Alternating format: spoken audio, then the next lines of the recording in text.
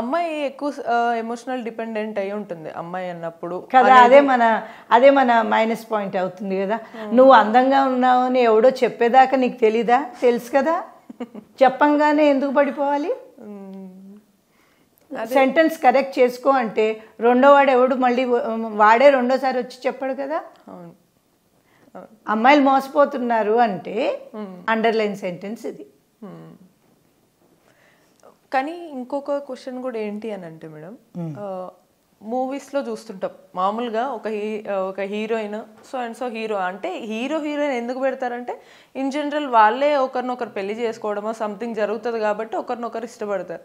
హీరోయిన్కి ఒక ఆశయం గోల్ ఉంటే హీరో చాలా హైలైట్ చేస్తాడు, అది సీన్లో అదే హైలైట్ చేస్తారు, బాగా నచ్చుతుంది. కానీ ఇన్ జనరల్గా మీరు అన్నట్టుగా ఆశయం ఉండాలి అంటారు, బట్ అలా ఉన్న వాళ్ళు వర్క్ చేసే వాళ్ళు అంటే చాలా తక్కువ, అందరికీ నచ్చరు.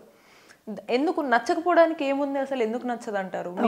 ఒకటి ఏంటంటే ఎంత మనము పక్కన పెడదాం అనుకున్నాను ఆ పితృస్వామ్య వ్యవస్థ అన్న వర్డ్ని నేను మా యూనివర్సిటీల డయాస్ మీద ఎప్పుడు అంటుంటాను.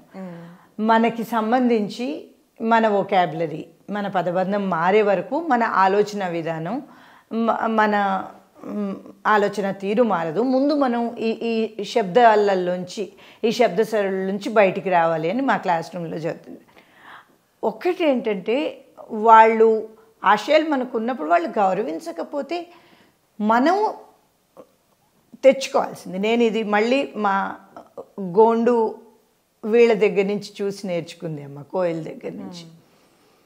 అన్యాయం మనకు జరుగుతుంది, మనను నొప్పిస్తున్నారు ఎవరైనా అని అనిపించినప్పుడు సహజంగా ఎదురు తిరిగే లక్షణం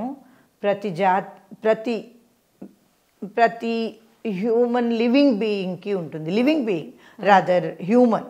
అమీబా లాంటి దానికైనా ఎక్కడి నుంచి అన్నా ఒక విపత్తు వస్తుందంటే అది అలర్ట్ అవుతుంది. అట్లాగా ముఖ్యంగా ఆండ్రోగైనో మగ ఆడలది చూసుకున్నప్పుడు ఇట్లాంటి వీటిలలో సతర్కంగా ఉండగలిగిన స్పీషీస్ ఆడవాళ్ళు, గైనోసెక్ట్. మనం ఏ ఆపదకైనా సతర్కంగా ఉండగలం. దాన్ని సమాజం కొంతవరకు మాత్రమే మనని అంటే మళ్ళీ తొక్కడం అణచడం ఇది కాదు, సమాజం కొంతవరకు మనని ఇన్ఫ్లుయెన్స్ చేస్తుంది. కానీ ఒక పాయింట్ తర్వాత ఆ ఇన్ఫ్లుయెన్స్ని ఎదుర్కొనే లక్షణం మనకి పెంపొందించుకోగలగాలి. దానికోసం మనకి ఎక్కడ ఏ కోర్సులు అవి ఉండవమ్మా. మనని మనం ఎలాగా, ఒక పులి వచ్చి మీద పడుతుంది, అది పులి కానివ్వండి మగవాడు కానీ మీద పడుతుంది, అప్పుడు ప్రాణం కోసం రక్షించుకుంటాం కదా. అట్లాగే ఈ సమాజంలో ఉన్నప్పుడు, సభ్య సమాజం అయినప్పుడు చాలా వరకు ఈ విమెన్ సెల్స్, గ్రీవెన్స్ సెల్స్ వీటిలలో చూసినప్పుడు నాకు అదే అనిపించేది. Don't surrender mentally. తర్వాతవన్నీ మనకి ఫాలో అవుతాయి, ఫాలో అయ్యి సరిగ్గా ఉంటాయి. ఎందుకంటే అన్ని వర్గాల, అన్ని రంగాల మహిళలకి పెద్దగా మనం వెళ్ళి సపోర్ట్ చేద్దాము అనే ఇది అక్కర్లేదమ్మా. ఇప్పుడు ఉన్నారు, ఇప్పుడు ఎక్కడైనాను మీరు అన్నట్టు కార్పొరేట్ రంగం ఉంది, అక్కడ ఉండవ కంప్లైంట్స్ ఉంటాయి, వాళ్ళకి ఉంటాయి. మొన్న రీసెంట్గా ఏదో చదువుతున్నప్పుడు అనిపించింది నాకు, కార్పొరేట్ రంగాలలో how they want to mend, change కాదమ్మా, how they want to mend their own work patterns అని ఒక ఆర్టికల్ చదువుతూ ఉండేది. ఆ వర్క్ ప్యాటర్న్ మనం కాస్త మార్చుకోగలిగితే, అంబిషియస్ మనం ఉండాలి ఎప్పుడైనా. ఆ అంబిషన్లో నో చెప్పగలిగే ధైర్యం కూడా పెట్టుకోవాలి. పర్సనల్గా మీకు ఏది సూటబుల్, సొసైటీ సమాజం మనకిచ్చిన నామ్సే సరైనవి అనుకోవాల్సిన అవసరం లేదు. మన నామ్స్ మనకు తెలుస్తాయి, మన బాడీ మనకి చెప్తుంది నువ్వేం తింటే నీకు మంచిది, నువ్వు నీ జీవన విధానం ఎప్పుడు లేచి ఎప్పుడు పడుకుంటే మంచిది, ఇవన్నీ చెప్తుంది.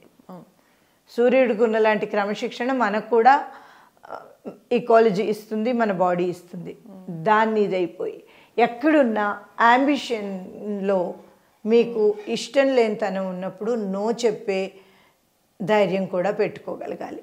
ఇది చాలా వరకు కొంచెం భద్ర మహిళలని వాళ్ళ ఫ్రస్ట్రేషన్ నుంచి బయటికి తీసుకురాగలదు. ఎందుకంటే మా సాహిత్యంలో ఎప్పుడూ ఇదే అవుతుంది. ఓమని అన్నీ రాసే వాళ్ళంతాను వాళ్ళ సంసారాలు వాళ్ళ ఇళ్ళు భద్రంగా పెట్టుకుంటారు.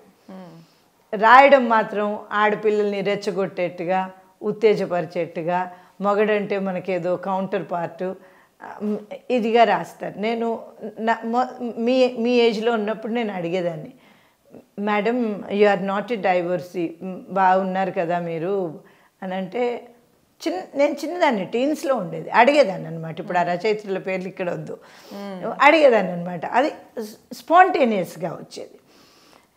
కాబట్టి ఎప్పుడైనా కూడా సైకాలజీ పరంగా చూసుకుంటే మనస్తత్వాలలో చూసుకుంటే women are good administrators. Start your administrative pass at home. ఆ ఏదైనా కూడాను అణగదొక్కబడుతున్నాము అన్నది పెద్ద సైకలాజికల్ గేమ్ అమ్మ. ఓకే. సో ఇప్పటి వరకు ఇన్ని ఇయర్స్గా ఏంటి అని అంటే అమ్మాయి ఎక్కడన్నా ఏమన్నా చేయలేకపోతే వాళ్ళు చేయనివ్వలేదు అని చెప్పడమే తప్ప నువ్వు చేయలేదు అనేది ఎవరు రియలైజ్ అవ్వట్లేదు. ఎందుకంటే అది ఈజీ కదా. అవును. నన్ను ఒకటి తొక్కేస్తున్నాడు నేనేం చేయట్లేదు అంటే ఎంత ఈజీ. నేను అదే అంటున్నాను, ఇట్స్ సైకలాజికల్ గేమ్.